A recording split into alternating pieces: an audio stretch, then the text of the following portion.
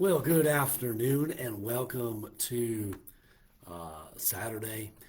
It's just now afternoon, I guess I should say. And welcome to 7-Eleven Day. It's July 11th. And I don't know, I think 7-Eleven gives out some free Slurpees or something. I don't remember. Something like that, I believe. But anyway, happy 7-Eleven Day. Hopefully you're doing well wherever you're watching from. I would encourage you to hit that share button. Also, comment, all that good stuff there. And let's jump down into the book of Second Kings, okay? Second Kings. And we're going to finish up what we tried to start the other day or yesterday, and we'll finish that up here today, Second Kings chapter number 6, all right? And verse number 1. And the sons of the prophets said unto Elisha, Behold, now the place where we dwell with thee is too strait for us. Let us go, we pray thee, unto Jordan, and take thence every man a beam, and let us make us a place there where we may dwell. And he answered, Go ye. And he said, Be content, I pray thee, and go with thy servants, and be answered, I will go. So he went with them, and when they came to Jordan, they cut down wood. But as one was felling a beam, the axe had fell into the water, and he cried and said, Alas, master, for it was borrowed. And the man of God said, Where fell it? And he showed him the place, and he cut down a stick and cast it in thither, and the iron did swim. Therefore said he, Take it up to thee. And he put out his hand and took it. Then the king of Syria warred against Israel and took counsel with the servants, saying, In such and such a place shall be my camp. And the man of God said unto the king of Israel, saying, Beware that thou pass not such a place, for thither the Syrians are come down. And the king of Israel sent to the place where the man of God told him and warned him of, and saved himself there, not once nor twice. Therefore the heart of the king of Syria was sore troubled for this thing, and he called his servants and said unto them, Will ye not show me which of us is for the king of Israel? And one of the servants said, None, my lord, O king, but Elisha, the prophet that is in Israel, telleth the king of Israel the words that thou speakest in thy bedchamber. And he said, Go and spy where he is, that I may send and fetch him. And it was told him, saying, Behold, he is in Dothan. Therefore sent he thither horses and chariots, and a great host. And they came by night and compassed the city about. And when the servant of the man of God was risen early and gone forth, behold, a host compassed the city, both with horses and chariots. And his servant said unto him, Alas, my master, how shall we do? And he answered, Fear not, for they that be with us are more than they that be with them. And Elisha prayed and said, O Lord, I pray thee, open his eyes, that he may see. And the Lord opened the eyes of the young man, and he saw, and behold, the mountain was full of horses and chariots of fire round about Elisha. When they came down to him, Elisha prayed unto the Lord and said, Smite this people, I pray thee, with blindness. And he smote them with blindness according to the word of Elisha. And Elisha said unto them, This is not the way, neither is this the city. Follow me, and I will bring you to the man whom ye seek. But he led them to Samaria. And it came to pass when they were come into Samaria, that Elisha said, Lord, open the eyes of these men, that they may see. And the Lord opened their eyes, and they saw, and behold, they were in the midst of Samaria. And the king of Israel said unto Elisha, when he saw them, My father, shall I smite them? Shall I smite them? And he answered, Thou shalt not smite them. Wouldest thou smite those whom thou hast taken captive with thy sword and with thy bow? Set bread and water before them, that they may eat and drink and go to the master. And he prepared great provision for them. And when they had eaten and drunk, he sent them away, and they went to their master. So the bands of Syria came no more into the land of Israel. And it came to pass after this that Ben-Hadad, king of Syria, gathered all his host and went up and besieged Samaria. And there was a great famine in Samaria. Behold, they besieged it until an ass's head was sold for 80 pieces of silver, and the fourth part of a cab of dove's dung for 5 pieces of silver. And as the king of Israel was passing by upon the wall, there cried a woman unto him, saying, Help, my lord, O king. And he said, If the Lord do not help thee, whence shall I help thee? Out of the barn floor, or out of the winepress? And the king said unto her, What aileth thee? And she answered, This woman said unto me, Give thy son, that we may eat him today, and we will eat my son tomorrow. So we boiled my son, and did eat him. And I said unto her on the next day, Give thy son, that we may eat him. And she hath hid her son. And it came to pass, when the king heard the words of the woman, that he rent his clothes. And he passed by upon the wall, and people looked, and behold, he had sackcloth within upon his flesh. Then he said, God do so, and more also to me, if the head of Elisha the son of Shaphat shall stand on him this day.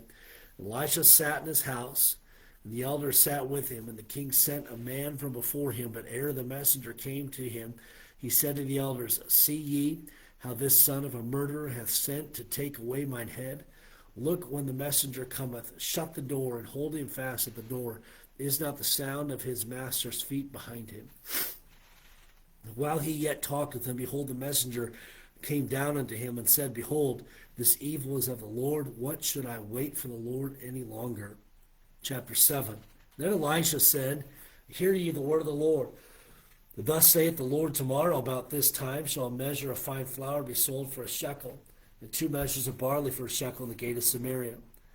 Then the Lord, on whose hand the king leaned, answered the man of God and said, Behold, if the Lord would make windows in heaven, might this thing be? And he said, Behold, thou shalt see it with thine eyes, but shalt not eat thereof. And there were 4 leprous men in the entering into the gate, and they said one to another, Why sit we here until we die? If we say we will enter into the city, then the famine is in the city, and we shall die there. And if we sit here and we die also, now therefore come, and let us fall unto the host of the Syrians. If they save us alive, we shall live, and if they kill us, we shall but die. And they rose up in the twilight to go into the camp of the Syrians, and when they were come to the uttermost part of the camp of Syria, behold, there was no man there. And for the Lord had made the host of the Syrians to hear a voice of chariots and a noise of horses, even the noise of a great host. And they said one to another, Lo, the king of Israel hath hired against us the kings of the Hittites and the kings of the Egyptians to come upon us. Wherefore they arose and fled in the twilight, and left their tents and their horses and their asses, even the camp as it was, and fled for their life. And when these lepers came to the uttermost part of the camp, they went into one tent, and did eat and drink, and carried thence silver and gold and raiment, and went and hid it, and came again, and entered into another tent, and carried thence also, and went and hid it. When they said one to another, We do not well, this day is the day of our good tidings, and we hold our peace. If we tarry till the morning light, some mischief will come upon us. Now, therefore, come, that we may go and tell the king's household. So they came and called unto the porter of the city, and they told them, saying, We came to the camp of the Syrians, and behold, there was no man there, neither voice of man, but horses tied and asses tied in the tents as they were. And he called the porters, and they told it to the king's house within. And the king arose in the night and said unto his servants, I will now show you what the Syrians have done to us. They know that we be hungry. Therefore they gone out of the camp to hide themselves in the field, saying, When they come out of the city, we shall catch them alive and get into the city. And one of his servants answered and said,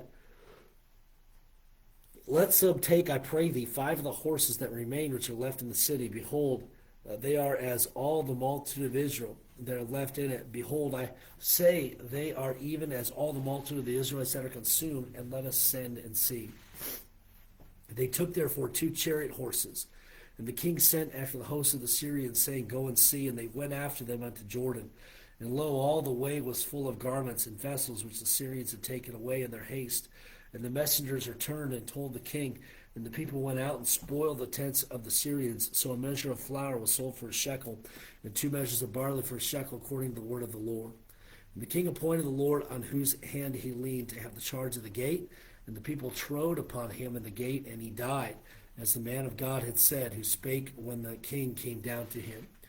And it came to pass, as the man of God had spoken to the king, saying, 2 measures of barley for a shekel, and a measure of fine flour for a shekel shall be tomorrow about this time in the gate of Samaria.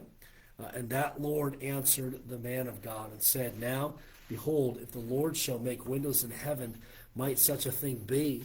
And he said, Behold, thou shalt see it with thine eyes, but thou shalt not eat thereof. And so it fell upon him, for the people trode upon him in the gate, and he died.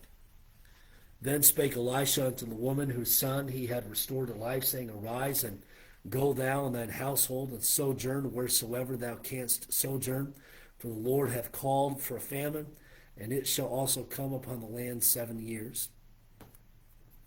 The woman arose and did after the saying of the man of God, and she went with her household and sojourned in the land of the Philistines 7 years. And it came to pass at the 7 years' end that the woman returned out of the land of the Philistines, and she went forth to cry unto the king for her house and for her land. The king talked with Gehazi, the servant of the man of God, tell me, I pray thee, all the great things that Elisha hath done.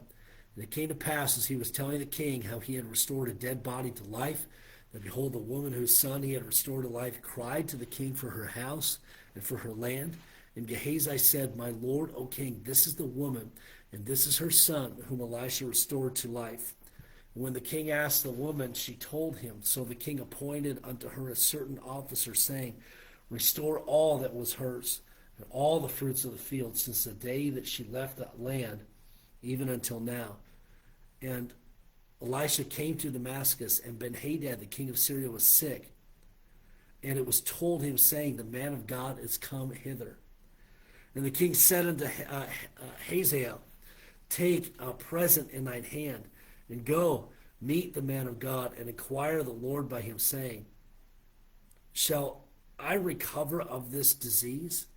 So Hazael went to meet him, and took a present with him, even of every good thing of Damascus, 40 camels' burdens, and came and stood before him, and said, Thy son Ben-Hadad, king of Syria, has sent me to thee, saying, Shall I recover of this disease? Elisha said unto him, Go say unto him, Thou mayest certainly recover. Howbeit, the Lord hath showed me that he shall surely die. And he settled his countenance steadfastly, until he was ashamed, and the man of God wept.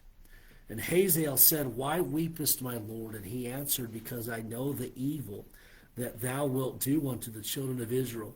Their strongholds wilt thou set on fire, and their young men wilt thou slay with the sword, and wilt dash their children, and rip up their women with child. And Hazael said, But what is thy servant, a dog, that he should do this great thing? And Elisha answered, The Lord hath showed me that thou shalt be king over Syria. So he departed from Elisha, and came to his master, who said unto him, What said Elisha to thee? And he answered, He told me that thou shouldest surely recover.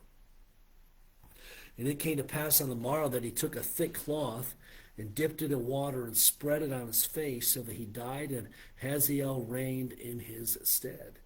And in the 5th year of Joram, the son of Ahab, king of Israel, Jehoshaphat being then king of Judah, Jehoram, the son of Jehoshaphat, king of Judah, began to reign. 32 years old was he when he began to reign.